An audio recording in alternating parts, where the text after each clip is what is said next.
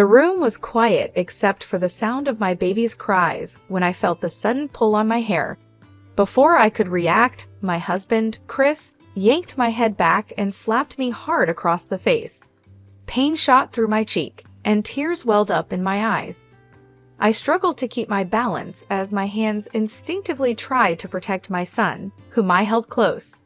My heart pounded wildly, and a mix of fear and disbelief overwhelmed me. "This is for your own good, Emma," he growled, his voice void of any empathy. And I couldn't understand how everything had spiraled out of control so quickly. "Hi, I'm Jessica, and I'm 30 years old. Recently, I became a mother for the first time. It's an exciting but also challenging time, and I'm learning how to balance everything that comes with taking care of a newborn." Those first few days at home with my baby boy were full of happiness, but they were also exhausting. I knew having a baby would change things, but I didn't realize how tough it would be to physically recover from childbirth while also managing the house and taking care of my son. Everything at home was a bit chaotic. Laundry was piling up, and the dishes were often left in the sink for longer than I wanted. It was hard to find a moment for myself, and I was constantly running around, trying to meet my baby's needs. One afternoon, while I was attempting to calm my crying son, the doorbell rang unexpectedly. I wasn't expecting anyone, so I was surprised to find my mother-in-law, Lillian, standing at the door. She walked into our living room, and I could see her eyes moving over the mess, the toys scattered around, the clutter, and the unwashed dishes in the kitchen. It wasn't exactly the way I wanted her to see our home, but I hadn't had a chance to tidy up. Lillian looked at me, and I could sense a mix of worry and judgment in her eyes. "I thought I'd come by to check on you," Lillian said as she carefully stepped over a baby toy on the floor. "Matthew mentioned you might need some help." "Thanks, Lillian," I replied, trying my best to sound calm, even though I was feeling overwhelmed. "Things are a bit crazy right now, but we're managing." Lillian didn't seem convinced. She walked into the kitchen, and the sound of unwashed dishes clinking against each other made me feel even more self-conscious. "Looks like you could use more than just a little help," she said sharply. "This place is a mess. Is this how you plan to raise my grandson?" Her words stung, and I felt a rush of emotions, frustration, sadness, and stress all at once. I had been trying my hardest to keep up with everything, but in that moment, it felt like nothing I did was good enough. "I'm doing the best I can," I replied, holding my son a bit closer to me, as if trying to shield myself from her judgment. Lillian sighed, clearly not impressed. "Jessica, being a mother is about prioritizing, and right now, it looks like you aren't prioritizing anything properly." Before I could say anything else, my husband, Matthew, walked into the room. He quickly sensed the tension and tried to smooth things over.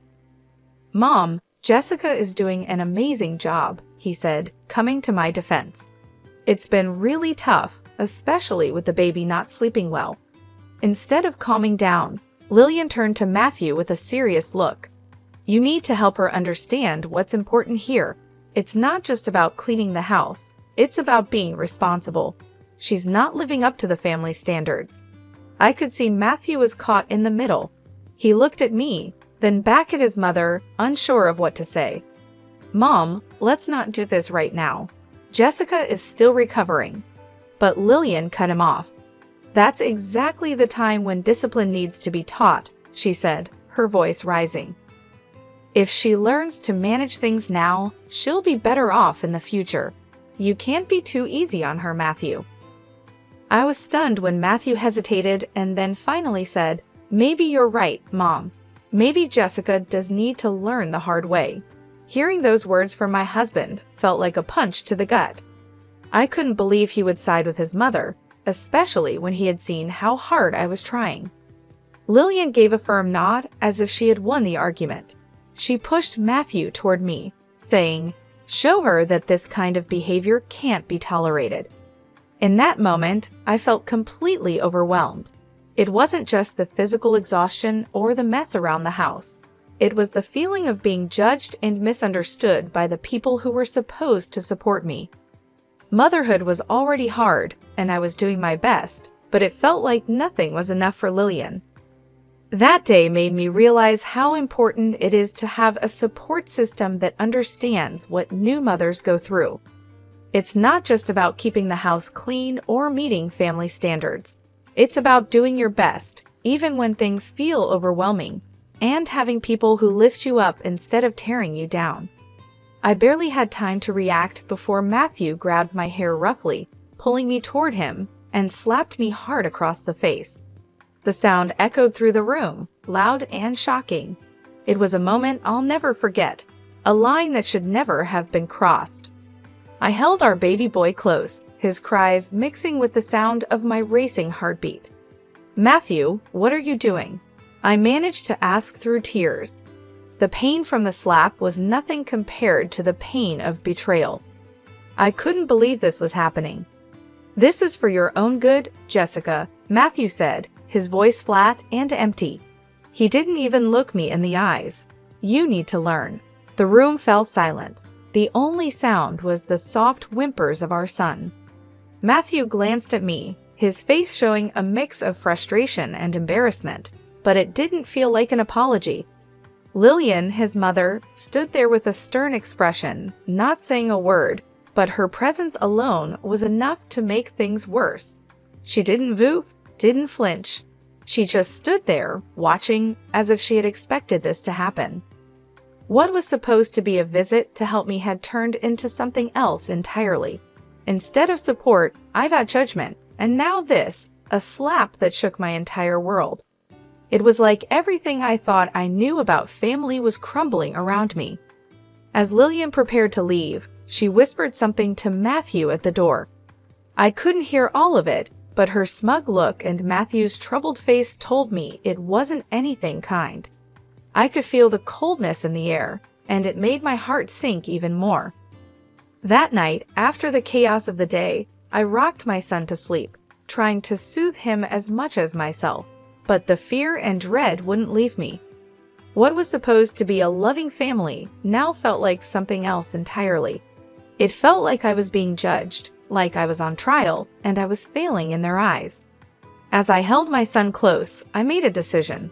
I needed to get out, not just for my safety, but for his too. The house that once felt like a home now felt like a prison built by the very people who were supposed to love and protect us. I realized that this wasn't a place where I could raise my son safely. Matthew had crossed a line, and I couldn't trust him anymore, especially with his mother's influence always lurking in the background. That night, I couldn't bear to sleep next to Matthew. Instead, I took my baby to the nursery, a small room that had become my sanctuary in the past few weeks. As I sat in the rocking chair holding my son, the events of the day played over and over in my mind. Each time I thought about it, the pain and betrayal grew stronger. I knew that I couldn't stay. The next morning, while Matthew was at work and Lillian was thankfully gone, I made a call. Rebecca, a close friend who had offered her help before, answered quickly. "Becca, it's me. I need the help you offered," I said, my voice shaking with a mix of fear and determination. "Say no more, Jessica. I'll come by today with my truck. We can move your things to my place until you figure out where you want to go," Rebecca responded, her voice calm and reassuring. We came up with a simple but risky plan.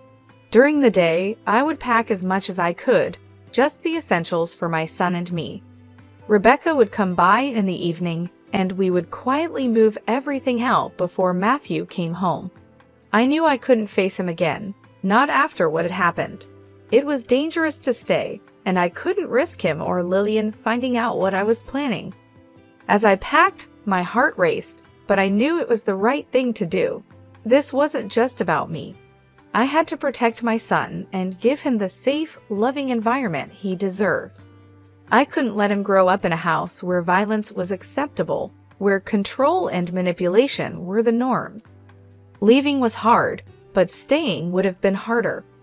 This was the beginning of a new chapter for us, one where I could finally breathe, and my son could grow up in peace. I stood there, thinking about what would happen if I faced Matthew again. He might try to apologize, or worse, Lillian might convince him to continue controlling me. I couldn't let that happen. I knew I had to leave. All day as I packed my things, every baby outfit and toy felt heavy with memories. I couldn't stop thinking about the life I had imagined, the family I had wanted to build with Matthew. But the sharp memory of Matthew's slap and Lillian's cold, judgmental eyes reminded me that staying wasn't an option anymore. By late afternoon, most of my things were packed into boxes. I hid everything in the garage, trying to stay calm and focused. Rebecca, my best friend, arrived just as the sun began to set. Her arrival felt like a glimmer of hope in what had been one of the hardest days of my life. "Are you ready?" Rebecca asked as she stepped inside, looking at the boxes and bags scattered around. "As ready as I'll ever be," I replied, holding my baby boy a little closer to my chest. I had to do this for him, for both of us. We moved quickly, loading everything into her truck. We worked silently but efficiently, as if we had done this 100 times before. The last room I packed was the nursery. It had been my little sanctuary, the only place in the house where I had felt safe and at peace. I took one last look around, saying a quiet goodbye to the life I had dreamed of having with Matthew. But I knew now that this dream was over. As we drove away, I watched the house fade in the rearview mirror. A chapter in my life was closing, and though my heart felt heavy, I also felt a flicker of hope. My baby slept peacefully in his car seat, unaware of the big change happening. But finally, I knew he was safe. This was the first night of our new life, a life where fear and manipulation no longer had control over us.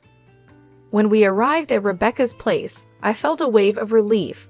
Her home was filled with warmth and safety, a stark contrast to the oppressive feeling that had taken over my own home. Being there made me even more determined to make sure Matthew and Lillian couldn't hurt us again.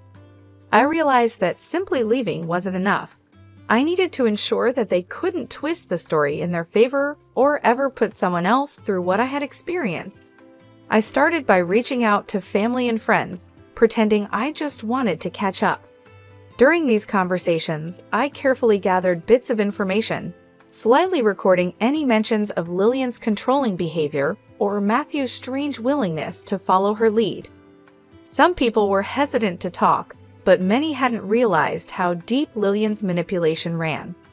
Over time, I began to collect text messages, voicemails, and even recorded calls that painted a clear picture of what was really happening behind closed doors. The most valuable piece of evidence came when I managed to record a video of Lillian coaching Matthew on how to control me. Her words made it clear that this wasn't about concern or love. It was about power and control. Once I had gathered enough evidence, I decided it was time to confront them. I chose a family gathering hosted by Matthew's sister. It was a neutral place, with plenty of family members present. Some of them had already hinted that they were uncomfortable with the way Lillian dominated the family, so I hoped this would be the right time and place to reveal the truth. On the day of the gathering, I was nervous. My hands shook and my heart raced, but I knew this had to be done. I arrived with Rebecca by my side, her support giving me the strength to go through with it. As I walked into the room, I could feel the tension. People greeted me with quiet murmurs, but everyone seemed to know something was off. Word about Matthew and Lillian's behavior had spread through the family, and even the relatives who lived far away had heard rumors. After the initial greetings, I took a deep breath and prepared myself for what was to come. It was time to show everyone who Matthew and Lillian really were and to finally take control of my life again. I stood up, my hands shaking, but my voice was steady. "I have something important to say," I began as everyone in the room turned to look at me. I could feel all eyes on me, but I knew this had to be done. It's about Matthew and his mother, Lillian, and how their actions have affected not just me and my son, but the whole family. Matthew looked shocked, and I could see the fear in his eyes as he tried to stop me. "Jessica, let's not do this here," he said, trying to interrupt, but I didn't back down. "No," I replied, pulling out my phone. "This is not just a personal issue." I connected my phone to the Bluetooth speaker and the room fell silent. The recordings began to play. Lillian's cold, controlling voice telling Matthew how to handle me, and Matthew's hesitant agreements. It was all there, plain as day, their plans to fix my behavior. The reactions in the room were immediate. Some people looked shocked, others disgusted. Matthew's aunt, who had always been kind to me, looked heartbroken. She turned to Lillian, her voice shaking. "Is this true, Lillian? Were you really forcing Matthew to do this?" Lillian's face turned red with anger and fear. "These are taken out of context," she snapped, trying to defend herself, but it was too late. Matthew's cousin, who had been quietly observing until now, stood up. "No, they aren't out of context. We've seen signs of this for years, but we didn't want to believe it." That moment changed everything. Family members began to speak up, sharing their own experiences with Lillian's controlling ways. Slowly, a picture emerged of a woman who had manipulated her family for years, hiding behind the role of a caring mother. Matthew sat there in silence, looking pale and overwhelmed, finally seeing the truth about his mother's control over his life. As the family meeting turned into a heated discussion about Lillian's influence, I felt a huge weight lift off my shoulders. The truth was out. It wasn't just me who saw it now. Everyone in the room knew.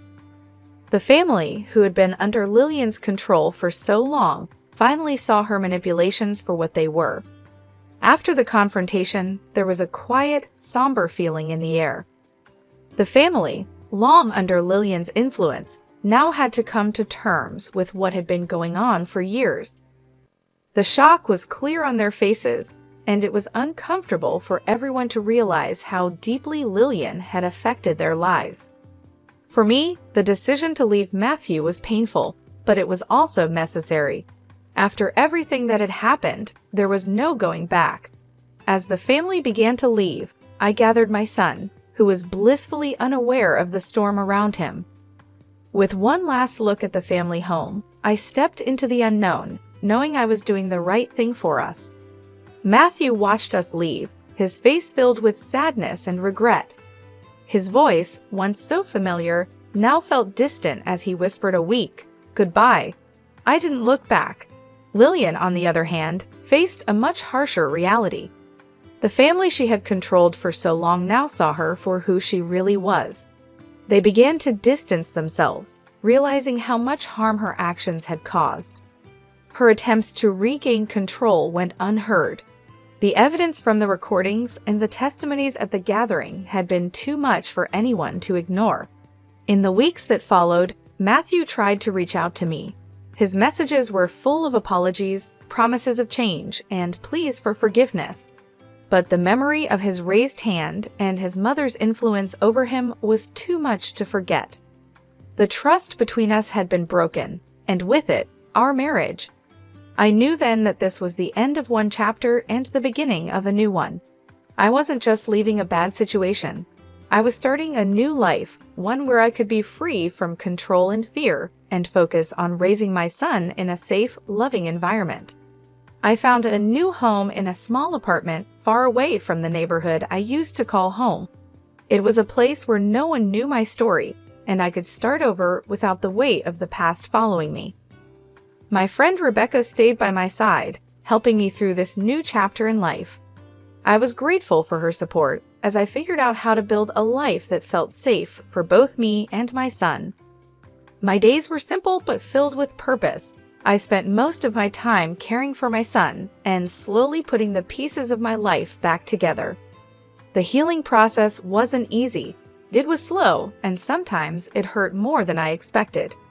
There were days when the weight of everything that had happened felt too heavy to bear, but the freedom to make my own choices, without fear of being controlled or manipulated, kept me going. It felt like a fresh start, a chance to live on my own terms. I started going to therapy, where I learned how to heal from the emotional wounds I carried. I also joined support groups for single mothers, and meeting others who had gone through similar experiences helped me feel less alone. Over time, the broken pieces of who I once was began to come back together. I wasn't the same person I had been before, though. I was stronger now, more resilient. I had learned how to stand up for myself and protect my son from anything that might harm us. My son's laughter became my anchor, pulling me through even the toughest days. Watching him grow and hit new milestones brought me so much joy, and each little moment gave me more hope for a future. As he learned to walk and talk, I felt my confidence growing too.